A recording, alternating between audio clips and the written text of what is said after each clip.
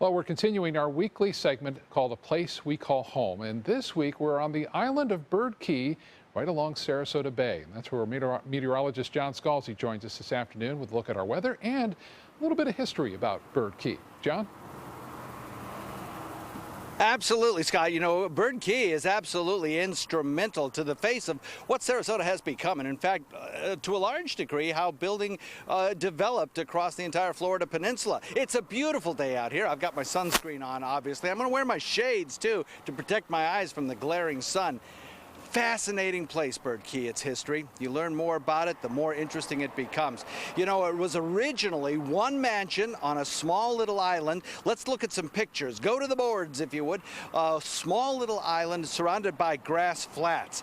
That little area belonged eventually to the Ringlings, who then sold it to a major corporation called Arvida, who then started a dredge and fill project, which created a large subdivision.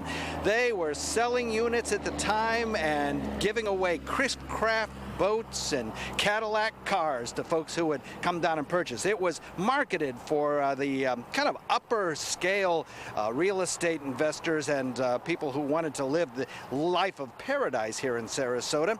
And of course now it has eventually become an absolutely glorious upscale place with a beautiful yacht club and some really just multi-million-dollar homes. I'm joined now by a fellow who knows more history about this area than anyone you can imagine, and that is our friend John McCarthy, who was with us once before. Good to have you out here, sir. Good to be here. What was here before the real estate boom? Well, if we go back to the 1880s, this was a tiny little mangrove island with a bird rookery on it. And on the 1883 U.S. Coast Chart, it was called Bird Island, hence the current name. And had very few neighbors. There were only a handful of people living over in downtown Sarasota. There was one guy named Otto Schmidt living out on South Lido. He had a little boatyard. He'd take people out to the Gulf Beach. And then you had, you know, the Fishery Point, a few people living on the north end of Siesta to the south. And then you had a very few people living on Longboat to the north. But this is really in the heart of the bay. So how did it come up with a mansion that was eventually built?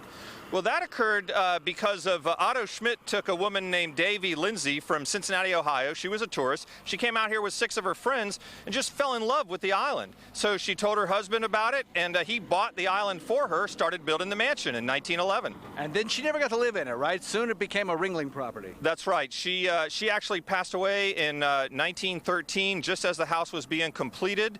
And then Ringling came through in the 1920s, bought Lido, Longboat, and Bird Island, as it was called, or now Bird Key. And as happened with so many things Ringling touched, everything became transformed.